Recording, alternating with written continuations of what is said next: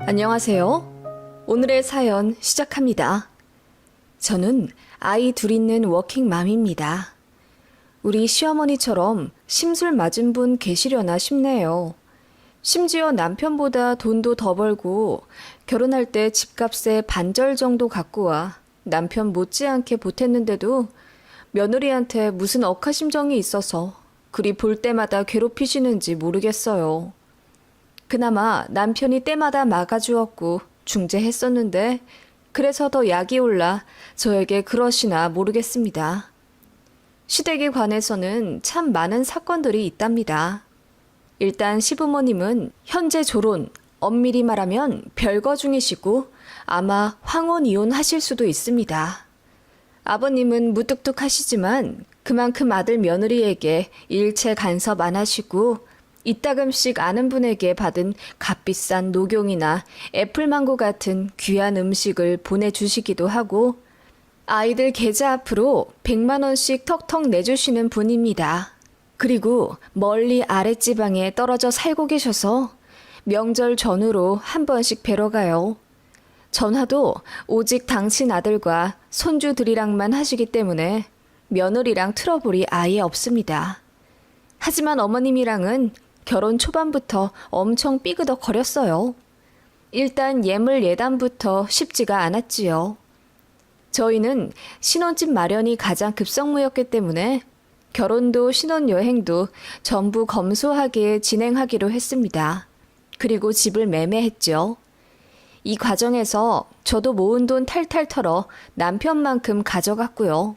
양가도움 일절 안 받고 저희끼리 결혼하는 대신 예물 예단 같은 허례허식은 하지 말자고 했습니다. 분명 상견례에서도 양가 어르신들이 그렇게 정하셨고 어머님도 그 자리에서는 애들이 어찌나 기특한 생각을 하는지 내가 눈물이 다 날 지경이네요. 그래, 예물 예단 같은 쓰잘데기 없는 건 애초에 하지 말자.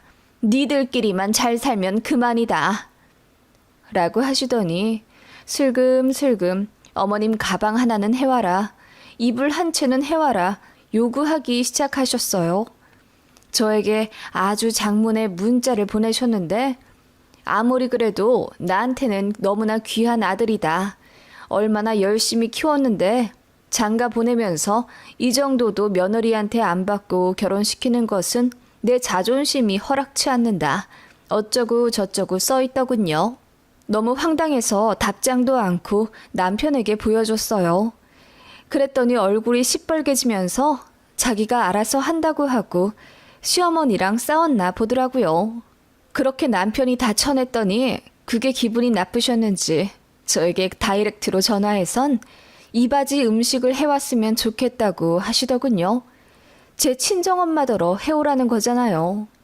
그래서 그럼 저도 귀한 집에서 귀하게 자란 딸인데 시댁에서 예물이라도 받아야 하지 않겠냐고 하니 당황하시며 없던 일로 하자고 하시더군요. 그런 식으로 뒤에서 말을 자꾸 바꾸는 황당한 분이셨고 결혼식 한복도 대여로 하기로 했는데 어머님이 갑자기 소장을 하고 싶다고 하셔서 마음대로 구매를 하셨어요. 당연히 어머님이 직접 돈을 내신 게 아니라 저희 앞으로 금액을 달아 놓으셔서 저희 결혼식 다 끝나고 한복집에 최종 결제하러 갔다가 기절할 뻔했습니다. 어머님이 170만 원짜리 한복을 구매해 놓으셔서요. 그거 남편 축의금 들어온 것에서 빼서 메꿨습니다. 돈 아끼려고 저희 신혼여행도 가까운 곳으로 300만 원도 안 들여 갔다 왔는데 솔직히 어머님이 너무 원망스러웠어요. 그 밖에 이런저런 일이 많아서 남편도 어머님한테 학을 뗐고 저 역시 시어머니 자리 잘못 만났다는 불안감에 결혼 초부터 심기가 불편했습니다. 역시나 제가 안부 전화 안 한다고 눈물바람을 하시질 않나. 저희 둘 다 맞벌이에 너무 바쁜 상황인데 툭하면 저희 신혼집 놀러 온다고 말도 없이 터미널에 도착하셔선 데리러 오라고 하시질 않나. 애 낳고 나서는 시어머니가 지어준 이름 안 했다고 산후조리원에서 저에게 소리를 고래고래 지르며 혼내셨습니다. 그 일로 남편이랑 시어머니랑도 엄청 싸웠어요. 저도 시어머니 때문에 남편한테 하소연하는 일이 잦았고 남편도 본인 어머니가 너무 선 넘는다는 것을 알기에 항상 언성 높여가며 자제시켰어요. 솔직히 말해 남편 총각 시절에는 어머님이 관심도 별로 안 두고 본인 삶을 즐기기 바쁘셨다는데 결혼시키고 나서 이렇게 내 아들 거리시는 것도 황당했습니다.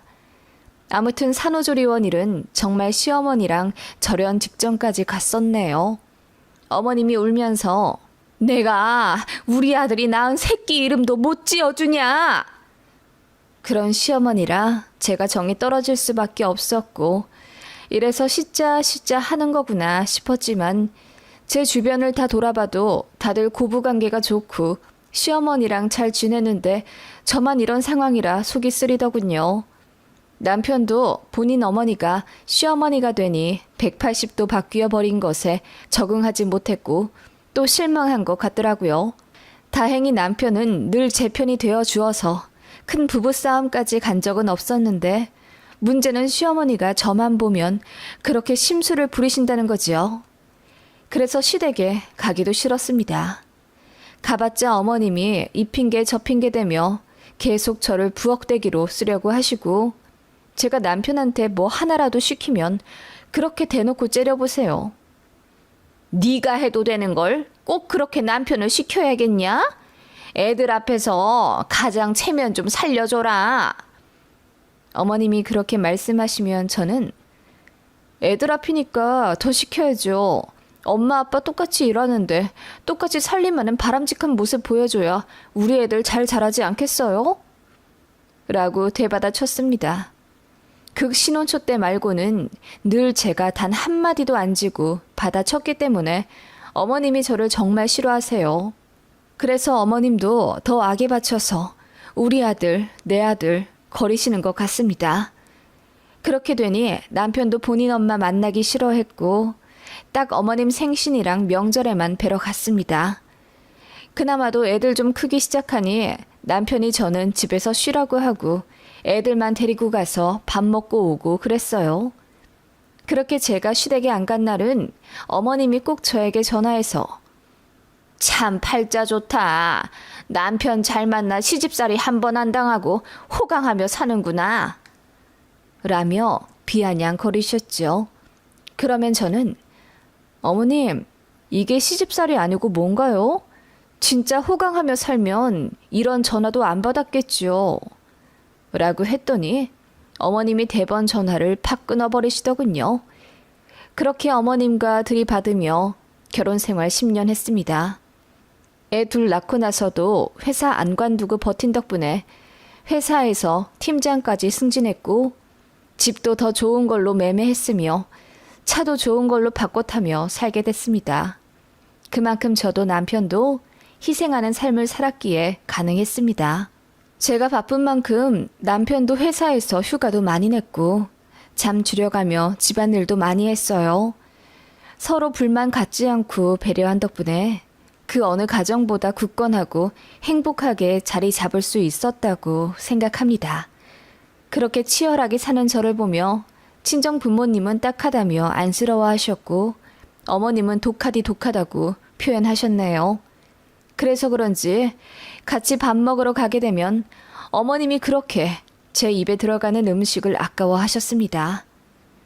어떤 식당을 가든지 늘 반찬이랑 메인 음식을 티나게 제 남편 앞으로 밀어버리는 시어머니의 행동에 남편이 인상을 찌푸리며 되돌려 놓아도 잠깐 한눈 파는 사이에 꼭 바꿔 놓으시더군요. 보통은 손주들 많이 먹으라고 애들 앞으로 음식을 밀어주지 않나요?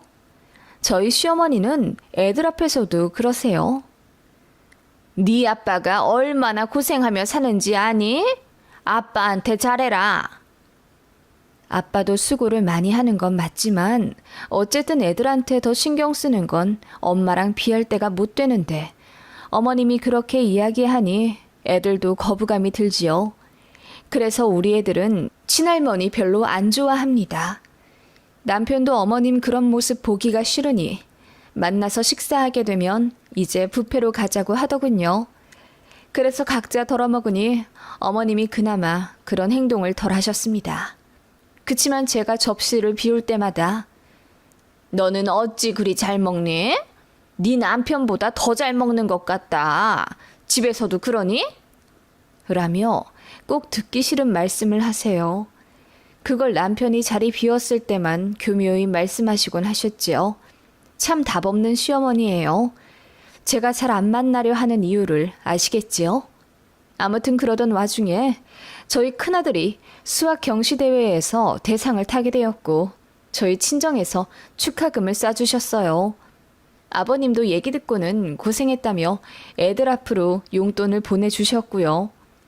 어머님께도 우리 큰애가 큰 상 탔다고 말씀드리니 어머님이 그럼 축하 기념으로 밥을 먹자 하시더군요. 그래서 큰애 바꿔라 하시고는 뭐 먹고 싶냐 물어보시길래 우리 큰아이가 양념갈비라고 했더니 그거 네 아빠가 잘 안 좋아하는 건데 차라리 삼겹살은 어떠니? 라고 하시더군요. 그거 듣더니 큰애가 풀이 죽어서 알겠다고 하는 모습이 너무 짜증이 나서 제가 상탄 사람이 선택한 메뉴로 먹어야죠. 양념갈비집으로 예약할게요. 라고 말하고 전화 급하게 마무리 지어 끊었습니다.